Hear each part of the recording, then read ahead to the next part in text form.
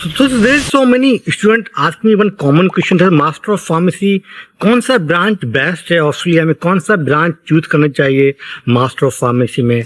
तो if you are completed your bachelor degree in pharmacy और pharm D, now you are looking to migrate Australia, तो आप लोग हमेशा से ये देखते हैं कि कौन सी ब्रांच हम चूज करें कि जिसमें जो है हमारे लिए जॉब इजीली मिल जाए और पीआर के ज़्यादा चांसेस रहे. ठीक है, तो ऑस्ट्रेलिया में जो master of pharmacy it is not like a PG course in India. In India, you can do Master of Pharmacy in Pharmacology, Chemistry, Pharmacognosy and so many other branches, right? Same for Pakistan में जो MPhil होती है बहुत सारी branches में. पर यहाँ जो ऑस्ट्रेलिया में जो मास्टर ऑफ फार्मेसी का मतलब क्या है कि Australia give you 2 chance in your life to become a pharmacist. ठीक है, अगर आपने 12th के बाद अगर फार्मासिस्ट बनना है तो आपको 4 ईयर का बैचलर डिग्री करना पड़ेगा. ठीक है, और उसके बाद आपको इंटर्नशिप करना पड़ेगा, then you can become a pharmacist. ठीक है, और दूसरा जो चांस है ऑस्ट्रेलिया में, अगर आपने कोई बीएससी कर लिया, साइंस का कोई डिग्री कर लिया and now you realise that now you want to become a pharmacist.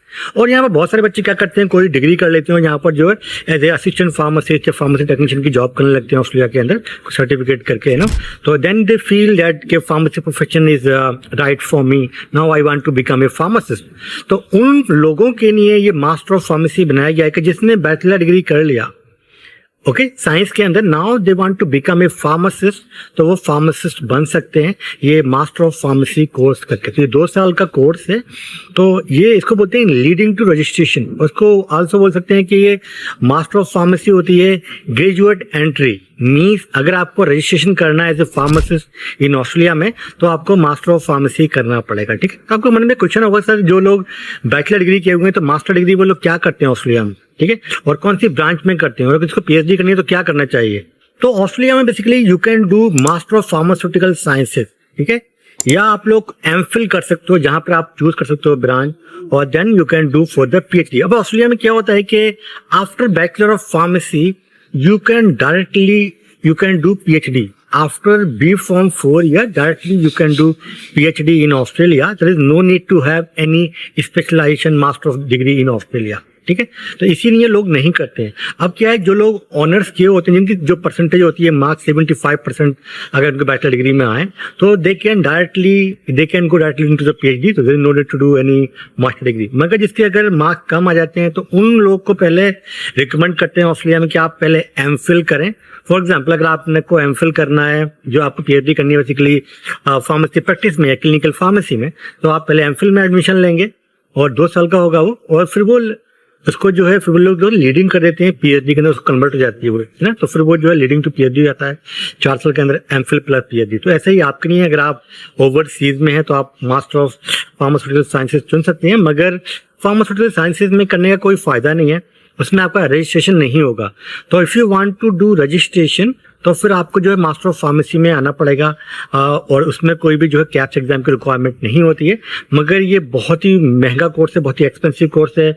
40 से 50 lakh Indian rupees you need to pay the fees for master of pharmacy, और 2 साल तक आपको स्टडी करनी पड़ेगी. और वंस यू आपने ये पास कर लिया मास्टर ऑफ फार्मेसी, उसके बाद आपको बेसिकली फिर आप अप्लाई कर पाएंगे जॉब के लिए, या फिर जो है आप अपने पीआर वीज़ा के लिए. और पीआर वीज़ा में जो है आप अप्लाई कर सकते हैं फॉर एग्जांपल 491 वीज़ा एंड 190. ठीक है, ये तभी कर पाएंगे after you complete your master degree. So what is the best way for you? What is the expert advice for you that low investment में how you can become a registered pharmacist in Australia and can get your PR visa? तो उसके लिए आप क्या कर सकते हैं कि आप लोग कैप्स पास करिए. कैप्स बहुत ही इजी एग्जाम है. Academically 93% student pass in their first attempt. तो आपको 3 से 4 महीने से पढ़ाई करनी है, definitely you can crack the exam. मगर if you want to study still in Australia, you want to come on study visa in Australia, then yes obviously you can come, जैसे कि master of public health, master of health care administration या MBA में, ऐसे किसी भी एक छोटे से कोर्स में आप एडमिशन ले लीजिए. साथ में आप एकेडमिकली ज्वाइन कीजिए कैप्स के लिए. हम आपको प्रिपरेशन करा देंगे, आपको पास करा देंगे एंड फर्स्ट सेमेस्टर में ही you can apply your PR visa 190 and 491. So this is the best for you. In that way you can save a lot of money and lot of time. 2 साल में आप जो master of pharmacy यहाँ पर करने आ रहे हो उससे 6 महीने के बाद ही आप अर्निंग चालू कर सकते हो एज ए फार्मासिस्ट। तो फार्मासिस्ट आप बहुत जल्दी बन जाओगे, ठीक है। तो this is in that way you can save lot of time, lot of money. तो ये आपके लिए है कि आप मास्टर ऑफ फार्मेसी ना करने आए, पर अगर आपको करना है, अगर आपको कैप से डर लगता है, आपको लगता है कि आप नहीं कर पाओगे तो बहुत ही डिफिकल्ट है, ठीक है। और बहुत सारे बच्चे क्वेश्चन और करते हैं कि सर मास्टर ऑफ फार्मेसी के बाद में कि हमको इंटर्न एग्जाम जो होता है, रिटन और ओरल एग्जाम देना पड़ेगा या नहीं। वो आपको देना पड़ेगा, वो कोई भी स्टूडेंट हो, इवन लोकल स्टूडेंट भी है, उनको भी पास करना पड़ेगा और आपको भी पास करना पड़ेगा, ठीक है। तो कोई भी उसमें एडवांटेज नहीं। और 1 साल की जो इंटर्नशिप है वो आपको भी करनी पड़ेगी और कैप्स के बाद भी करनी पड़ेगी। तो there is no such advantage for you to do master of pharmacy in Australia. So that's all for today for Master of Pharmacy course. So if you have any comment, any questions, please leave a comment below. I will try to reply or I will try to make another video.